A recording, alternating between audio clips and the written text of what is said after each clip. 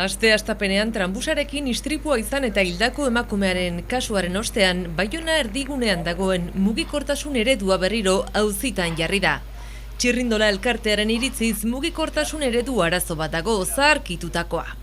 Tokia kale batek badu zabalgune limitatu bat, eta zabalgun horretan sartu behar dira erabiltzaile guztiak, ez? Eta guk esaten duguna azkenean prioridadeak daudela, ez?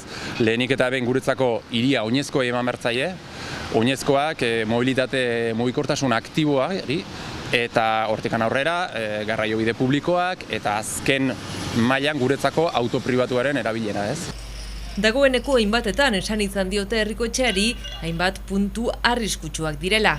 Zonalde honetan, Santa Espiritutikan herrikoetxera datorren inguru honetan, badira 6 urte ari garela bilerak egiten, gutunak bidaltzen, eta bakoitzean hitz politak dira, baino ez dira gauzak behar beste azkar joaten, ez? Badirudi, beldurra dagoela autoari lekuak kentzeko. Toki askotan oso juntu doaz tranbusak, autoak, bizikletak eta oinezkoak, nahasmen handia sortuz, istripuaren gunean esaterako. Txirrindentzat errei bat proposatzen dute txirrindolan bide seguru bat izateko nahasmendurik gabe.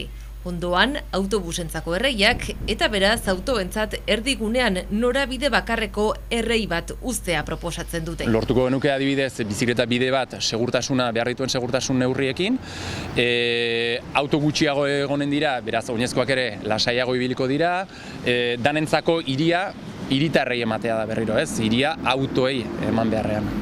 Izan ere, oinez, txirrindan eta garraio publikoa sustatzeko modu eraginkorrena, autopribatuei zailtasunak jartzea dela uste dute.